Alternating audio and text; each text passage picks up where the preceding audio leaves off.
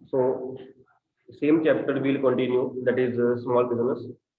इसमें हमने meaning of small business, उसकी कैटेगरीज है ना, on the basis of manufacturing और on the basis of service industry, वो कर लिया था। और सेकेंडली हमने ये भी कर लिया था किस सेक्टर में किस टाइप ऑफ बिजनेस की मैक्सिमम सीलिंग क्या है। आई होप यू अंडरस्टैंड, है ना। मैन्युफैक्चरिंग बिजनेस में क्या सीलिंग है under micro small and medium enterprises, and service sector में क्या जो उसकी मैक्सिमम सीलिंग है इन इन व्हाट, प्लांट मशीनरी और इक्विपमेंट्स इन इक्विपमेंट्स उसकी क्या जो है वो मैक्सिमम सीलिंग ऑफ इन्वेस्टमेंट है। उसके बाद हमने प्रॉब्लम्स ऑफ स्मॉल बिजनेस वो भी कल डिस्कस कर ली। Various problems are there, basically the problem was lack of finance and credit, then artistic goods की नेचर, देन उनकी ऑब्सोलीट टेक्नोलॉजी ऑफ प्रोडक्शन, है ना, देन उनका not using the full capacity, labour की प्रॉब्लम, पावर की problem, finance की, bank loan नहीं देते, वेरियस प्रॉब्लम्स आर देयर जो हमने डिस्कस कर ली। Today we study something good about this. कल हमने बैड पढ़ा ना, उनकी प्रॉब्लम्स क्या है वो पढ़ा, और लगता है कि पता नहीं स्मॉल बिजनेस इतना गया गुजरा सा बिजनेस है, कुछ है ही नहीं इसमें। आज हम उसका रोल प्ले जो कर रहा है वो इंडियन इकोनॉमी में, उसका रोल हम पढ़ेंगे। ठीक, लिखिए role of small business in India.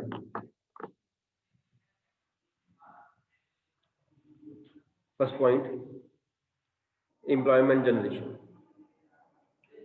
Employment generation, this is that kind of business जो हर जगह पे एम्प्लॉयमेंट जनरेट कर रहा है। आप देखिए, नहीं, लार्ज स्केल बिजनेसेस जो हैं वो कहाँ पे एम्प्लॉयमेंट जनरेट कर रहे हैं, जहाँ पे ज़्यादा कस्टमर्स हैं उनके, जहाँ पे ज़्यादा उससे शहरी इलाके में कह सकते हैं। वेयर स्मॉल बिजनेस जो है वो देश के हर हर कोने में जो है वो है, चाहे वो हिली एरिया हो, चाहे वो प्लेन एरिया हो, चाहे वो कोई गांव हो, चाहे वो शहर हो, हर जगह पे स्मॉल बिजनेस है। ठीक है, अब स्मॉल बिजनेस को आप सिर्फ वही मत लेना कि वो स्मॉल बिजनेस है जो हम कल बात कर रहे थे, यहाँ पे टेडी बना बना के बेच रहे हैं या वो स्टैचू से बना बना के बेच रहे हैं। कोई बिजनेस उसमें इन्वेस्टमेंट आप देख लीजिए, वो स्मॉल बिजनेस ही है। पहले आपको याद होगा एसटीडी पीसीओ वगैरह होते थे, याद है, जहाँ पे जाके हम, उसके बाद तो घर घर पे लैंडलाइन आ गया, अब तो एक एक की पॉकेट में मोबाइल ही आ गया है। अब तो एसटीडी और पीसीओ बूथ्स वगैरह होते नहीं है। That was also a kind of small business, because वहाँ पे इक्विपमेंट क्या लगा हुआ, कुछ नहीं लगा, इसकी कॉस्ट क्या है, कुछ हज़ार भी नहीं है वो कॉस्ट, वो भी स्मॉल बिजनेस में था। आजकल कोई बिजनेस जो है अगर वो मोबाइल रिचार्ज कर रहा है सपोज, या मोबाइल सेल कर, वो भी तो स्मॉल बिजनेस ही है। वहाँ कितने के इक्विपमेंट लगे हुए हैं, कुछ भी लगे हुए इक्विपमेंट है, वो माइक्रो होगा या स्मॉल होगा या मीडियम होगा, लार्ज तो नहीं है। जितनी मैक्सिमम जितनी शॉप्स वगैरह हैं जहाँ पे इक्विपमेंट, बिकॉज बेसिकली क्या देखा जाएगा, बेसिकली वहाँ पे जो सामान पड़ा है उसको नहीं वैल्यूएट किया जाएगा। हमारे पास स्मॉल बिजनेस को कैटेगराइज करने के लिए या तो उनकी प्लांट मशीनरी बेस है, उसमें इन्वेस्टमेंट बेस है, या हमारे पास अगर सर्विस इंडस्ट्री की बात करें तो उस केस में हमारे पास इक्विपमेंट जो लगे हुए हैं उनके वो बेस है, कि अगर इतने से कम होंगे तो वो माइक्रो है, और ये माइक्रो है जो लीस्ट फिगर है, उसके बाद फिर स्मॉल है, फिर मीडियम है। मैक्सिमम जो स्मॉल जो बिजनेसेस हैं वो सारे स्मॉल बिजनेस कैटेगरी में ही आ रहे हैं। MSMED एक्ट जो हम कल बात कर रहे थे, micro small and medium enterprise development act, इस एक्ट के अंडर ही आ रहे हैं। And this type of business जो हम स्मॉल बिजनेस की बात करते हैं is generating maximum employment opportunities. बड़ी बड़ी कंपनीज जो है, लार्ज स्केल बिजनेसेस जो है, MNCs जो है, मल्टीनेशनल कॉर्पोरेशन, वो तो एम्प्लॉयमेंट जनरेट कर रही हैं, ऑफ कोर्स कर रही हैं, लेकिन वो नंबर में है कितनी, बहुत कम। स्मॉल बिजनेस तो हर जगह पे है भाई। मैक्सिमम जो जनरेशन हो रही है एम्प्लॉयमेंट की वो स्मॉल बिजनेस के ही थ्रू हो रही है। Next point is point number 2, production. Production, जो प्रोडक्शन भी है वो भी ज़्यादा स्मॉल बिजनेस के थ्रू हो रही है। नो डाउट लार्ज स्केल, जब हम लार्ज स्केल की बात करते हैं ना, या हम बात करते हैं मल्टीनेशनल कॉर्पोरेशन की, तो थाउजेंड ऑफ करोड़ की वो कर रही हैं प्रोडक्शन ईयरली। नो डाउट वो कर रही हैं, लेकिन वो नंबर में कितनी है, नंबर में तो वो कमी है ना। स्मॉल बिजनेस मान लेते हैं अगर 1 लाख है तो वो MNC कितनी होंगी, 100 भी नहीं होंगी, 100 से भी कम होंगी, है ना। लार्ज स्केल बिजनेस मिला लिए जाए 100 से भी कम होंगे। तो जो वो आउटपुट कर रहे हैं, नो डाउट बहुत ज्यादा ह्यूज आउटपुट है, लेकिन उनका नंबर कितना कम है आप देखिए। और स्मॉल बिजनेस हर जगह खुला हुआ है, इसका नंबर, इसकी क्वांटिटी कितनी ज्यादा। तो जो प्रोडक्शन कर रहा है वो इसके कंपैरेटिवली बहुत ज़्यादा है। सिर्फ स्मॉल स्केल बिजनेस की अगर बात की जाए ना, तो वो हाफ से भी ज़्यादा जो है वो प्रोडक्शन इंडियन इकोनॉमी में कर रहा है। कहने को वो स्मॉल है, कहने को वो स्मॉल है ना। Next is equal distribution of national income. Equal distribution of national income. National income क्या होती है? पढ़ा होगा आपने कहीं 9th-10th में भी पढ़ा हुआ है। टोटल टोटल क्या? पॉपुलेशन। जितनी इनकम सारी कंट्री में जनरेट हुई, जितना पैसा लोगों ने कमाया, that is national income. National income हमारी इनकम क्या है? पर्सनल इनकम जो मैंने कमाया। नेशनल इनकम क्या है? जो पूरे नेशन ने कमाया। अगर हम पूरा नेशन बैठे हुए हैं तो जो आपने कमाया, आप लोगों ने कमाया, प्लस जो मैंने कमाया, वो नेशनल इनकम। जितना एक कंट्री के सारे लोगों ने जो इनकम जनरेट करी, दैट इज नेशनल इनकम। और जो नेशनल इनकम है, अगर लार्ज स्केल इंडस्ट्री की बात करें, अगर उनके हिसाब से नेशनल इनकम जो है वो कंसंट्रेट हो जाएगी, बिकॉज लार्ज स्केल इंडस्ट्रीज हर जगह पे नहीं है, एमएनसीज हर जगह पे नहीं है। जहाँ पे उनके लिए अवेलेबिलिटी है रॉ मटेरियल वगैरह की या लेबर वगैरह की, इकोनॉमिकल लेबर की, वहाँ पे है। जहाँ पे ज़्यादा प्रॉफिट होना है वहाँ पे है, शहरों में है, गाँवों में नहीं है।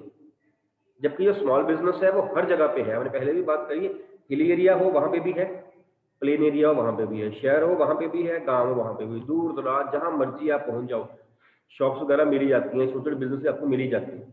वो सारे इसी कैटेगरी में ही आते हैं। छोटी फैक्ट्रीज वगैरह आपको मिल जाती हैं, इंडस्ट्रीज वगैरह मिल जाती हैं, जो कि स्मॉल स्केल या मीडियम स्केल में आती हैं। ठीक है, तो इससे क्या होता है, जो नेशनल इनकम है वो इक्वली डिस्ट्रीब्यूट होती है, कहीं कंसंट्रेट नहीं होती। एक जगह पे नहीं है, सारी इंडस्ट्री एक जगह पे लग जाए सिर्फ प्लेन एरिया में, और हिली एरिया में हो ही ना, तो हिली एरिया वाले लोगों की डेवलपमेंट नहीं होनी, उनके लिए एम्प्लॉयमेंट जनरेट नहीं होनी। जब प्लेन एरिया में ज़्यादा एम्प्लॉयमेंट हो जाएगी, उल्टा लोग जो है वो भूखे मर रहे होंगे, बिकॉज वहाँ पे इतनी एम्प्लॉयमेंट अपॉर्चुनिटीज नहीं होनी प्लेन एरिया में। तो इससे क्या होता है, स्मॉल बिजनेस से जो नेशनल इनकम है वो इक्वल डिस्ट्रीब्यूट हो जाती है। यहाँ भी हो रही है, शहरों में भी हो रही है, गाँव में भी, हर जगह बंदा जो है वो पैसा कमा रहा है। ठीक, next is efficiency of SSI. SSI means small scale industries. Efficiency of SSI. जो स्मॉल स्केल इंडस्ट्री है ना, उसकी एफिशिएंसी जो है वो आपके हिसाब से लार्ज स्केल इंडस्ट्री से ज़्यादा होगी या कम होगी? ज़्यादा होगी या कम होगी? अब टॉपिक हमारा रोल चल रहा है तो आंसर ज़्यादा तरफ ही जा रहा है, लेकिन दिल सा मान नहीं रहा ना। एक स्मॉल स्केल इंडस्ट्री है, एक लार्ज स्केल इंडस्ट्री है, ज़्यादा एफिशिएंसी किसकी होगी? लगता यही है कि लार्ज स्केल की होनी चाहिए, लेकिन स्मॉल स्केल इंडस्ट्री की जो एफिशिएंसी है वो थोड़ी सी ज़्यादा है। थोड़ी सी कितनी? It is 7 times more than large see the efficiency of small scale industry. इसीलिए मैंने थोड़ी सी कहा कि मैं थोड़ा सा क्लाइमैक्स क्रिएट कर दूं। 7 times more small scale industry अपनी रिसोर्सेज को 7 टाइम्स मोर एफिशिएंटली यूज कर रही है। इसका मतलब ये हुआ, हम कह तो देते हैं कि स्मॉल स्केल बिजनेस क्या है, इसमें 5-7-10 लाख रुपए लगा हुआ है, या एज पर द MSMED एक्ट जो वेरियस सीलिंग्स हैं in plant machinery and equipment, हम उसके हिसाब से कह देते हैं। सपोज एक बिजनेस में 5 लाख की इन्वेस्टमेंट की प्लांट मशीनरी में, उसने, वो स्मॉल इंडस्ट्री है, वो इस एक्ट में आ रहा है।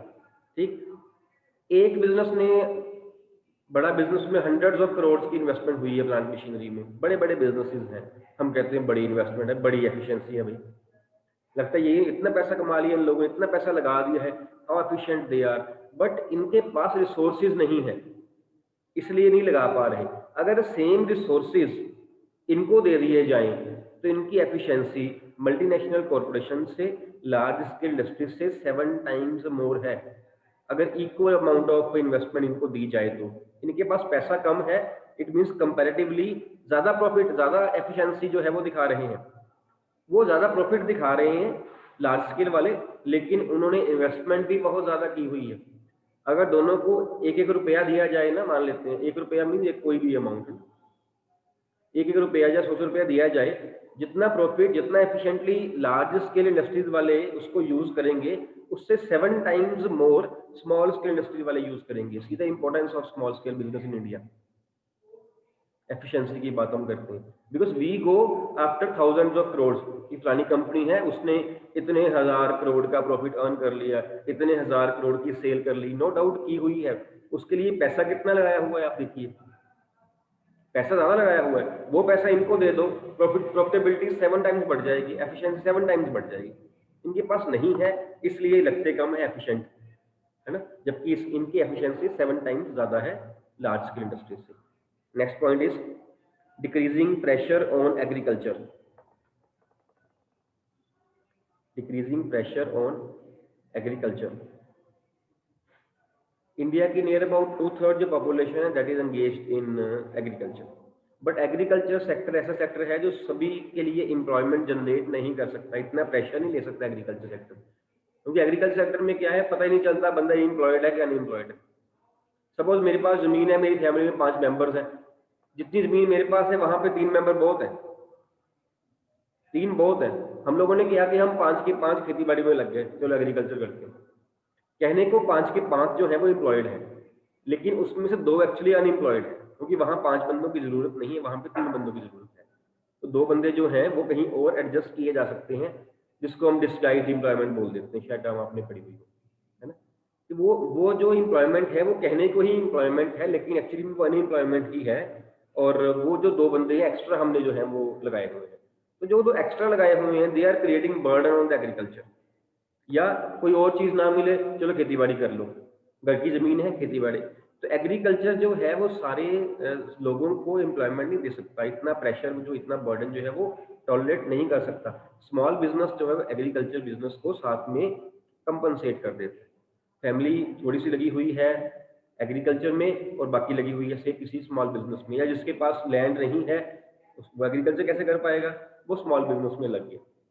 तो जो शेयर हो जाता है एम्प्लॉयमेंट जो है, सिर्फ एग्रीकल्चर नहीं दे रहा है एम्प्लॉयमेंट, स्मॉल बिजनेस भी दे रहा है। ठीक है, next is use of local resources, use of local resources. ये जो रिसोर्सेज हैं बिजनेस के, local resources, local resources means जहां बिजनेस कर रहा है स्मॉल बिजनेस, उसके आसपास के रिसोर्सेज, उसके आसपास की लेबर वहां से मिल जाएगी, उसके आसपास के लोगों की सेविंग्स या अपनी सेविंग्स, अदरवाइज वो रिसोर्सेज जो हैं वो अनयूज रह जाते हैं। अगर हम लार्ज स्केल बिजनेस पे रहें डिपेंडेंट, तो वो रिसोर्सेज जो हैं वो अनयूज्ड रह जाएंगे, वो यूज नहीं कर पाएंगे। किसी दूर दराज गांव में एक लैंड पड़ी हुई है और वो लैंड जो है वो जिस बंदे की है उसके पास थोड़ा बहुत पैसा भी है, अब लार्ज स्केल इंडस्ट्री वहां जाके काम नहीं करेगी, वहां जाके नहीं काम करेगी, थोड़ी लैंड पे इतनी दूर जाके नहीं लैंड जो लार्ज की इंडस्ट्री काम करेगी। तो वो जो लैंड है और वो जो लेबर वहां पे है, जो बंदे हैं, ये जो पैसा है, वो अनयूज रह जाएगा।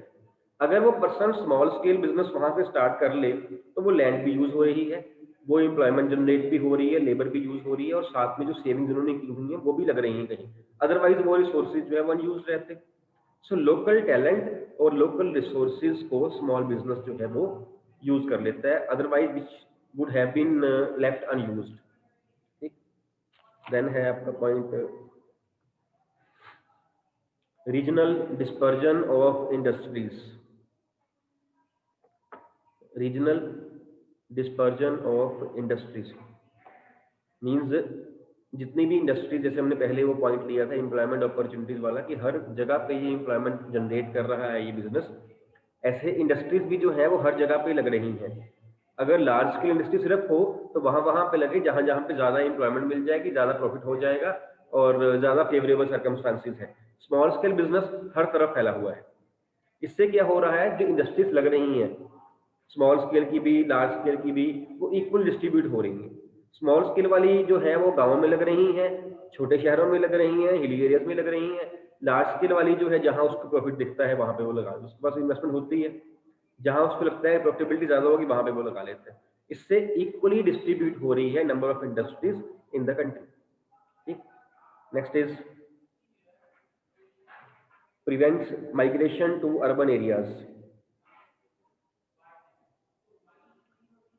Prevents migration to urban areas, कि लोग जो हैं वो जब आप स्मॉल बिजनेस करोगे किसी गांव में तो आपको माइग्रेट होने की जरूरत नहीं है शहरों में।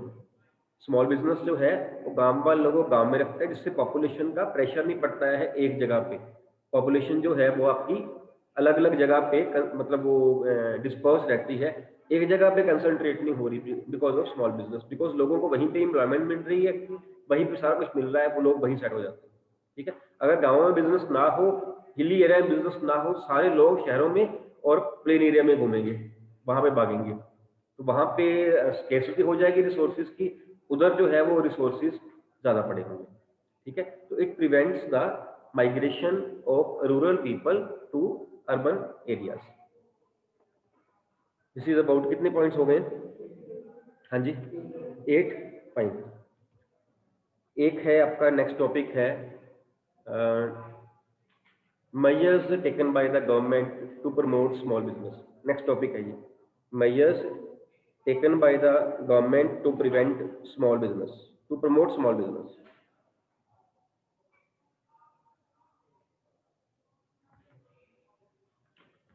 measures, अब जो ये measures हैं, these are of two types।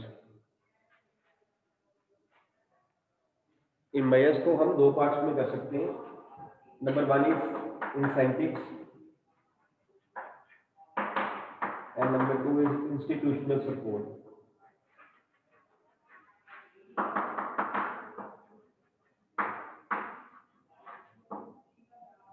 Incentives एक इंस्टीट्यूशनल सपोर्ट। इंसेंटिव्स में जो गवर्नमेंट उनको कोई सब्सिडी वगैरह दे रही है या टैक्स में कंसेशन दे रही है, हम यहाँ वो पढ़ेंगे। इंस्टीट्यूशनल सपोर्ट में हम पढ़ेंगे which are what are the various institutions which have been opened by government to support the small business. ठीक, पहले हम इंसेंटिव्स पढ़ेंगे। इंसेंटिव्स लिखिए, नंबर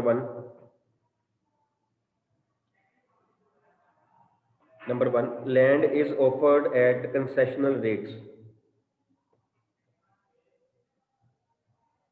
स्मॉल बिजनेस को जो लैंड है अगर चाहिए हो सपोज, तो जो गवर्नमेंट है उनको कंसेशनल रेट, कम रेट पे लैंड उनको प्रोवाइड करती है, सो दैट कि वो स्मॉल बिजनेस खोल सके, उनकी हेल्प हो सके, incentive. Second is tax holiday. Tax holiday, tax holiday एक टर्म है कि उनको कुछ सालों के लिए टैक्स नहीं पे करना पड़ता, उनको छुट्टी दी जाती है टैक्स से। हॉलीडे है कि आपको 3 साल के लिए, 5 साल के लिए, 10 साल के लिए आपको टैक्स नहीं पे करना पड़ेगा, जो कुछ आप कमा रहे हो वो आपका ही है, इट इज एन इंसेंटिव। जितनी इनकम हो रही है अपनी हो रही है, नहीं तो टैक्स देना पड़ता। ठीक है, so tax holiday. Second, third is water supply at concessional rates.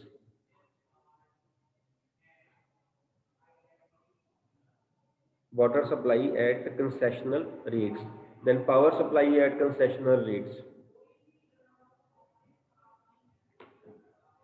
power supply at concessional rates, then is loan at concessional interest rates, loans at concessional interest rates,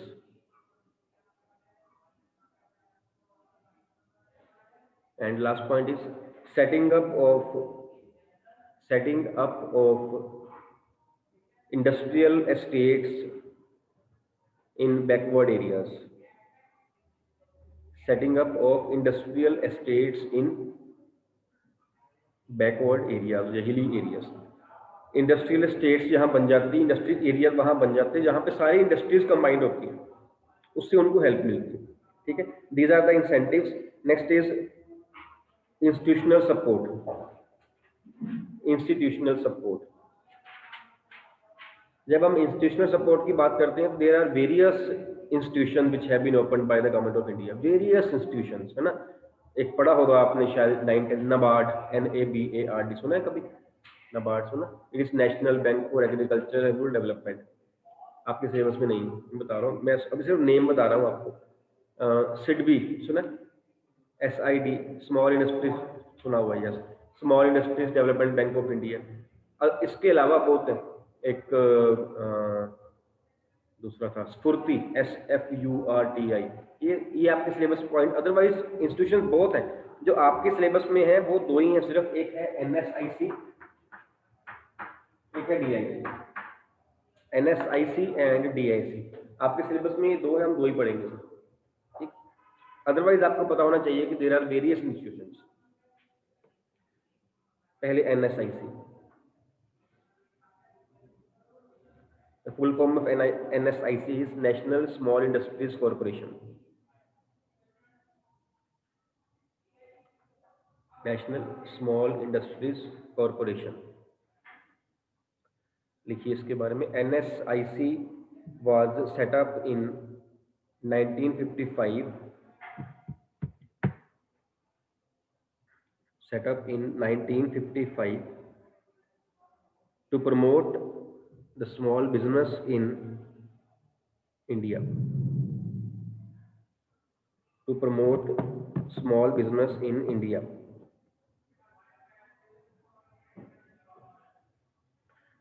Its main function is to provide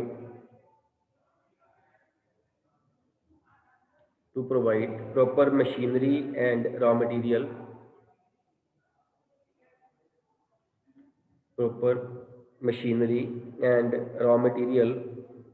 so as to bring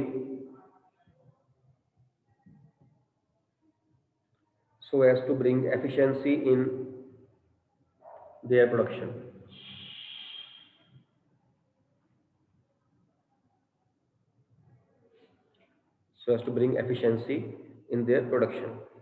NSIC also creates awareness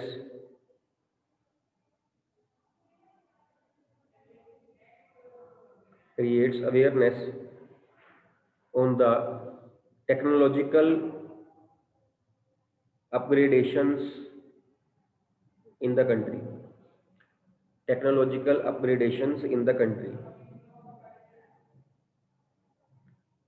It helps small business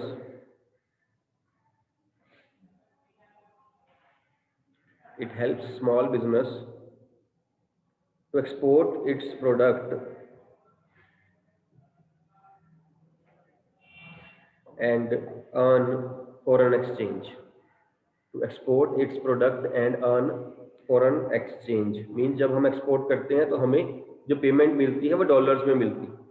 जब dollars में मिलती है तो country का जो foreign exchange reserve है वो strong होता है. ऐसा डॉलर जब जितने डॉलर्स हमारे पास होंगे, बिकॉज डॉलर जो है ये स्ट्रॉन्गेस्ट इकोनॉमी है, करेंसी है वर्ल्ड की. जो भी परचेज सेल होता है इंटरनेशनल मार्केट में वो डॉलर्स के हिसाब से होता है. Let it be petroleum products, gold, जो मेन जो मेटल्स हैं अपने वर्ल्ड की, सारी डॉलर्स में करूँ. जितना डॉलर्स कंट्री के पास ज़्यादा होंगे, जितना रिजर्व ज़्यादा होगा डॉलर्स का, उतना ही ज़्यादा जो है वो कंट्री स्ट्रॉन्ग माना जाएगा. ठीक है. तो जब कोई बिजनेस एक्सपोर्ट करता है, डॉलर्स आते हैं तो इंडियन इकोनॉमी जो है वो कंट्री जो है वो स्ट्रॉन्ग हो जाता है. ठीक है. जो NSIC है इनको एक्सपोर्ट करने में हेल्प करता है, so that they can bring foreign exchange in India. And right one more line. NSIC has also started giving ratings to the small business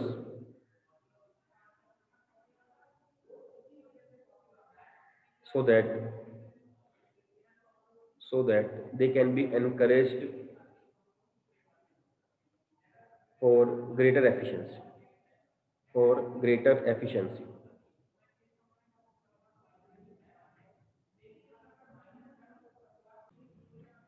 Next is DIC. District Industries Center.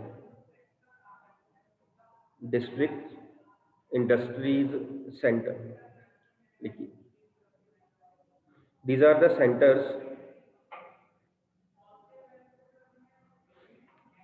which are opened in every district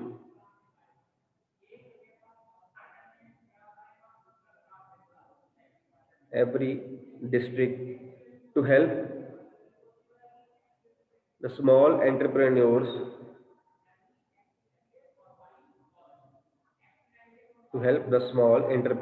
in setting up their business.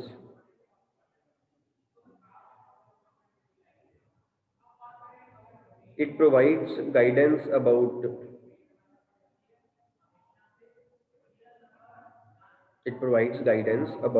various government schemes and also arranges for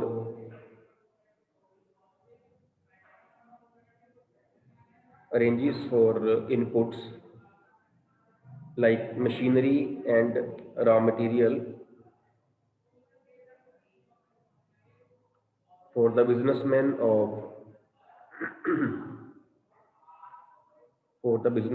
of small and village industry.